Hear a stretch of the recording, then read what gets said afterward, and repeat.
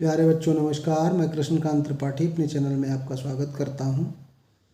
कक्षा 12 गणित में कक्षा 12 गणित नहीं है, ये कक्षा 10 गणित है। सॉरी, कक्षा 12 लिख गया। कक्षा 12 गणित अभी नहीं चल रहा है, कक्षा 10 चल रहा है।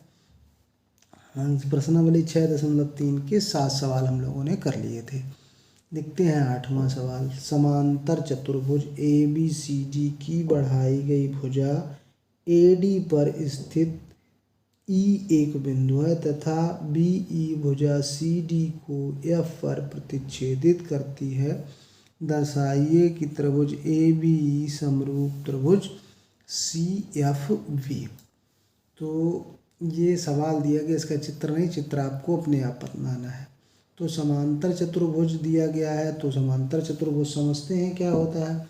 जिसकी ऐसा चतुर्भुज जिसकी आमने सामने की भुजाएं समांतर तथा बराबर होती हैं, समांतर चतुर्भुज कहलाता है। तो चित्र देखो हमने बनाया हुआ है, आप देखिए ABCD ये एक समांतर चतुर्भुज है। ये रेखा इसके समांतर है, ये वाली इसके समांतर है।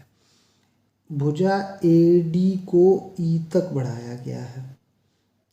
बढ़ाई गई भुजा AD पर, AD भुजा बढ़ाई गई है, उस पर एक E बिंदु स्थित है जो CD को, अब B भुजा जो मिलाई गई है वो क्या CD को F पर काटती है। तो इस तरह से ये चित्र बन गया।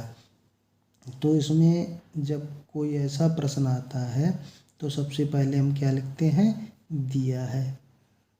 अब दिया है कहाँ से आता है, हमारे प्रश्न से ही आ जाता है। दिया है क्या था कि समांतर चतुर्भुज ABCD, क्या दिया है, ऊपर जो सवाल में लिखा है वही लिख देना है।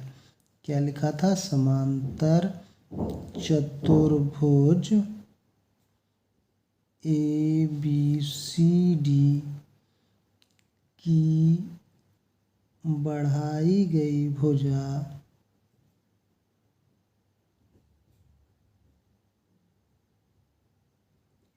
AD पर स्थित एक बिंदु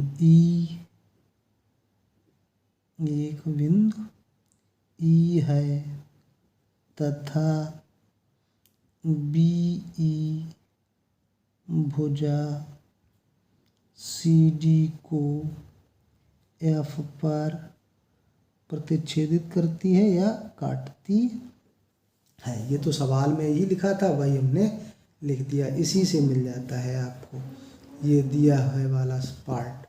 और फिर सिद्ध करना लिखना होता है। इसके बाद क्या लिखना होता है, सिद्ध करना। अब सिद्ध करना भी सवाल में दिया होता है। ये लिखा है दर्शाइए, यानी कि यही सिद्ध करिए। त्रिभुज ABE समरूप त्रिभुज CFB, ये सिद्ध करना है हमको। अब इसके बाद हम लोग क्या करते हैं, इसके बाद हम उपपत्ति लिखते हैं। अब दो त्रिभुजों को समरूप सिद्ध करने के लिए हमारे पास 3 समरूपता की कसौटियां हैं। एक सबसे जो है एंगल, मतलब तीनों कोण बराबर दिखा दें, तो तीनों कोण ना दिखा के हम 2 कोण दिखा देते हैं, तीसरा अपने आप बराबर हो जाता है। या साइड या साइड एंगल साइड, ये 3 कसौटियाँ होती हैं। तो इस चतुर्भुज में हम ये देखेंगे कि कोई 2 एंगल हमें बराबर दिखाई दे रहे हैं, तो जो हमें समरूप सिद्ध करना होता है उन्हीं त्रिभुजों को ले लेते हैं। त्रिभुज ABE तथा त्रिभुज CFB में, इसमें हमने ले लिया।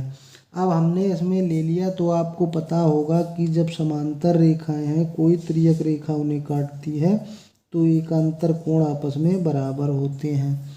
तो ये कोण आपस में बराबर हो जाएगा। कौन सा कोण, AEB बराबर CBF, बराबर कोण CBF बराबर क्यों है, ब्रैकेट में लिख देना है। उसका कारण एकांतर कोण है, एकांतर कोण है, इसलिए बराबर है। अच्छा, दूसरी बात क्या होती है, कि कोण AEB हमें त्रिभुज लेना है और CBF लेना है, तो ये एंगल और ये एंगल कोण A बराबर कोण C होगा। क्यों? क्योंकि समांतर चतुर्भुज के सम्मुख कोण बराबर होते हैं। यहाँ पे ये भी लिख देंगे, चूंकि समांतर चतुर्भुज के कैसे कोण हैं ये? सम्मुख कोण, सम्मुख कोण है, और ये सम्मुख कोण बराबर होते हैं। ऐसे आप दो चीज़ें, दो एंगल बराबर हो गए तो तीसरा एंगल अपने आप बराबर हो जाएगा। तो लिख लेंगे एंगल एंगल समरूपता से त्रिभुज ABE समरूप त्रिभुज CBF। बस ये हमारा प्रूफ हो गया और आपको नंबर मिल गए पूरे 4। बेकार में डरना है, केवल समरूपता की कसौटियाँ याद करिए और बस सवालों को हल करिए। धन्यवाद।